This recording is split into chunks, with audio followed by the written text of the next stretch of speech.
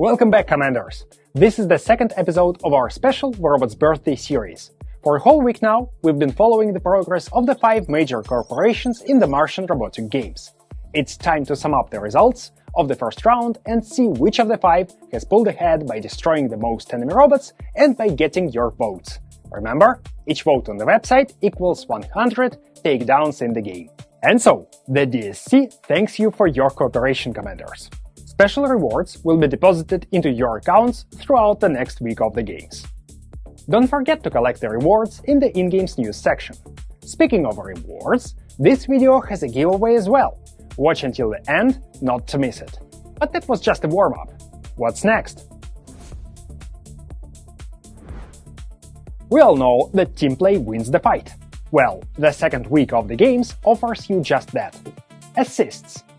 Even among the big 5, camaraderie and cooperation in battle are not just empty words.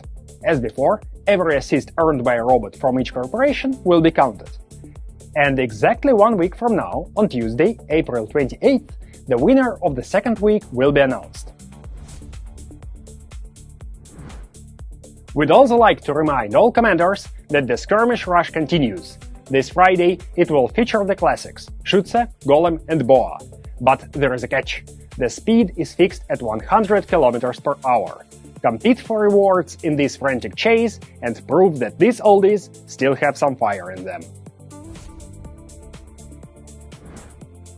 As a way to support the games, alongside the weekly Big 5 tournament, a friendly Beacon Rush match between our mentors will be held. You can come to the stream and support your favorite on their channel. Don't miss the date. Teams will be randomly assigned by the game's organizer. And to add a little spice, each team has prepared a unique prize. Only the winner of the match will be able to distribute these prizes. Yandi, who voluntarily sponsored this event, insists that the best for the best. Don't forget to express your support at the top of your lungs. Also, if you are seeking approval from one of the big 5 in another way, we remind you that the poster contest is far from over. Take a look at the pieces that have been submitted to corporations so far. Everyone wants their share of the promotional art and is rewarding each author for their contribution. And the best will ultimately receive a special award. And now, Commanders, for something a little different and special. We'll take you behind the scenes of a robot's development and walk together through the journey we take from release to release, creating a new robot. As always, it all starts with documentation. Our artists and game designers discuss the concept of the new robot together. What's most important? What animations and VFX can be used? After the discussion, a reference list is created, naturally. It helps our artists find the shape, color scheme, and technical details of the visual image. Although the idea behind this list is extremely simple, it remains a vital stage of concepting, and will literally form the basis of all subsequent work. A subtle but crucial detail in the concepting process is maintaining the art language of each corporation. It's not always immediately obvious, but each of the big 5 factions has a unique combination of features that shape the final image. Rough drafts, of course, start with 2D, but we don't dwell on them. Robot development involves many nuances that are simply impossible to capture without a 3D model. The most important thing here is not to get stuck on a single form, but to maintain balance and adhere to the game designer's initial requirements. The finished concept art is always reviewed by them again. If the result, for any reason, don't match their vision, the previous step is repeated again and again, honing the result to perfection, even in detail. Another important point, we must set the correct scale. Robots vary in size, and in our game we strive to make the proportions realistic. Just take a look at the tiny houses of Rome, or the skyscrapers of Shenzhen. Scale is taken into account when formulating the design. Besides scaling, there are many other requirements for the final result, such as a limited number of details. We remember that we are creating a game for mobile devices, and we take their capabilities into account. We shouldn't overdo the number of tubes, pistons, or hoses on the model, but at the same time we need to create a memorable and unique look, which is impossible without such details. Let's explore the details by zooming in on each corporation. Evilife, Spacetech, Yandi, DSC, and Icarus, they took to Mars not only their advanced technologies, but also their very vision for the future of humanity. We'll start with the oldest of the presented, but still dear to the commanders' hearts, with the Bjorn Titan designed by Evilife. As you know, Evilife prioritizes organic forms in its combat robots, often drawing inspiration from natural objects. And Bjorn, the Bear Titan, embodies all of this. A descendant of shape-shifting robots like Loki and Fenrir, this massive mech transforms into a ball and crushes enemies on the battlefield.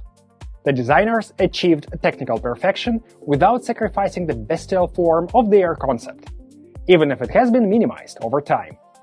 Yandi, for their part, wants not only to destroy the enemy, but to do so with all possible grace. For this purpose, Ofin, Khepri, and their current spiritual successor Teth were created. Last year, Teth caused quite a stir with all its shields. Just look at this, the protective shell of physical armor on its chest and back, the force field and EMP generated by its beautiful ears. All of this is very much in the spirit of Yandi. What can Spacetech show?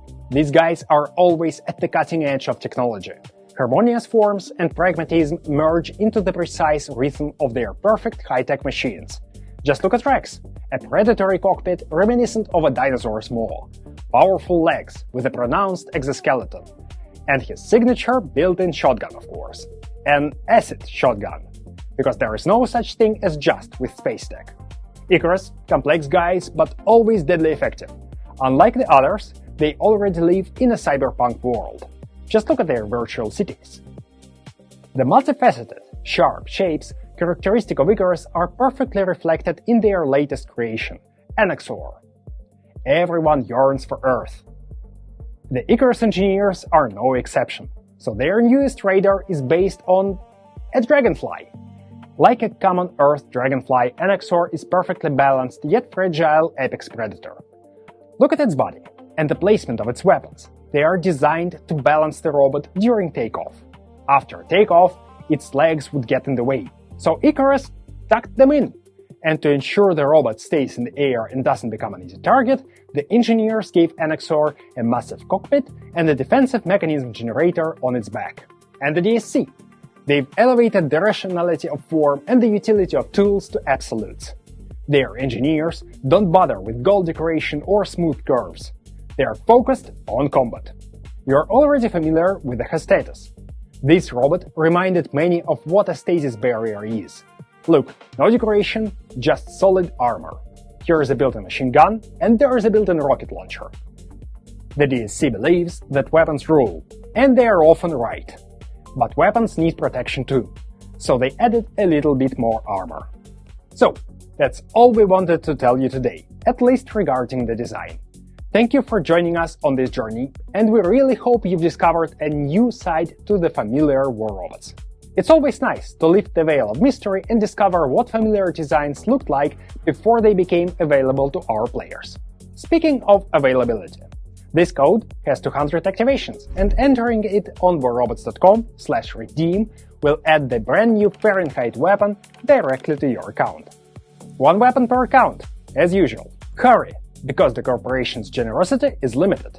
So, the second week of the Martian robotic games officially begins. The next round of voting for your favorite Titan is already on the live show website. Head over to cast your vote and have your favorite one engraved in gold. Those who participate in each stage of voting and remain true to their choice, as well as vote for their faction, will receive a reward. There, you can also help Mr. Tav run the games in a way that will be remembered by all of Mars. Don't forget about skirmishes, leaderboards, and other birthday activities, and return on April 28th. We'll tell you about new content, answer your questions, and show you something from our content creators. Until next time, and happy hunting!